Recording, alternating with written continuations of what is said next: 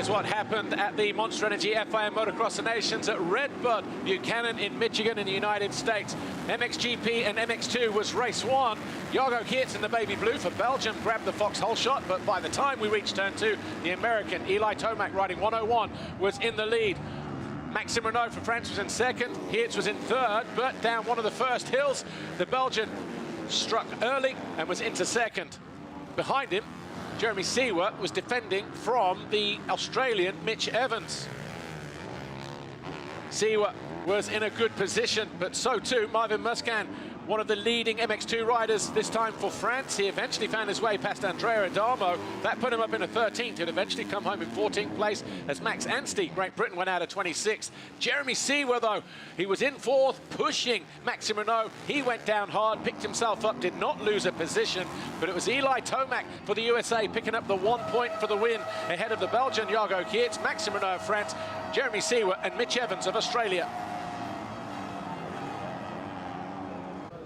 And after the first race, the USA were leading the way, obviously with Eli Tomac picking up that important victory. They were on 10 points with their two combined scores from Australia, Belgium, France and Italy.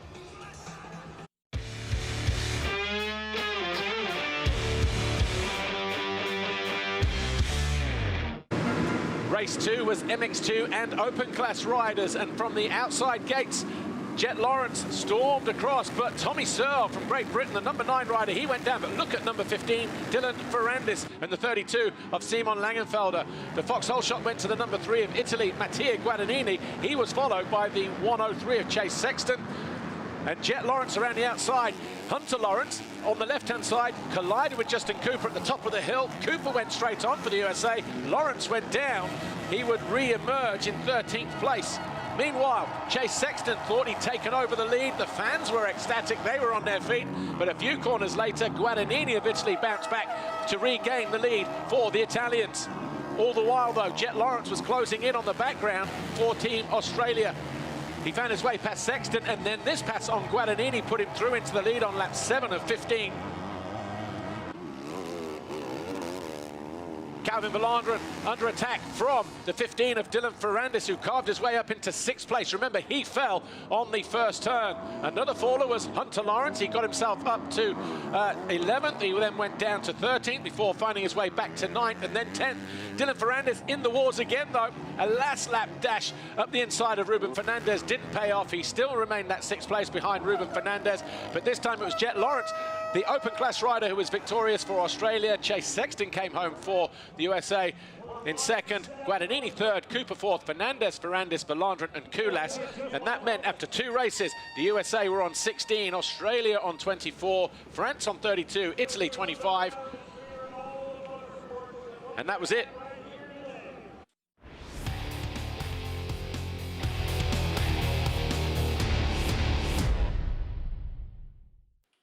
Going into the final race then, all eyes on 3 nations really. Team USA, France and Australia. Maxime Renaux emerged with the foxhole shot alongside his teammate Dylan Ferrandis, who took over the lead immediately.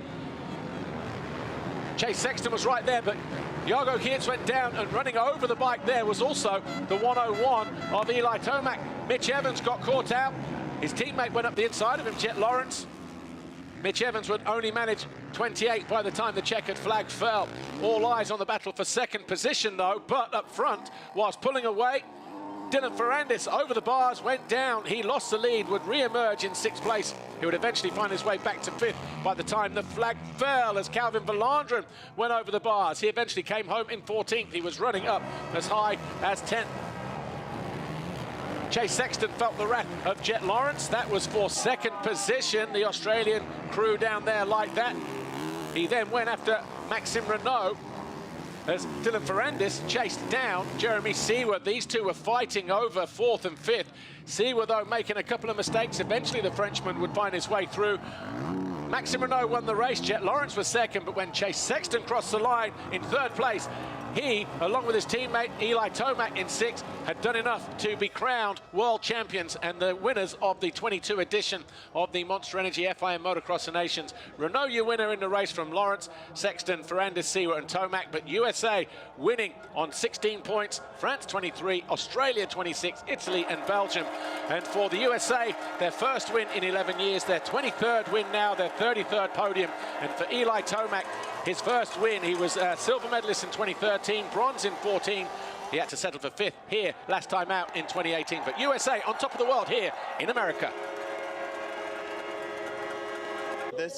I know these don't come easy and they don't come often, so I think back to just the beginning of the day and beginning of the weekend. You know, it felt great as a team. We had great team atmosphere. This whole weekend has been really a dream come true, being my birthday, and it all worked out. So first win, I can't take that for granted because, like Eli said, they don't come very often, and I'm just so happy. That last race, going off the start, it was key to get out there, and everything came together for us. We had 6 solid motos as a team, and everyone was working so good together, and the crowd was behind us the whole time. It was an awesome weekend. I would never take this for granted. This is very special to us, and yeah, like you said, it's been 11 years, so that's been pretty dented in our heads.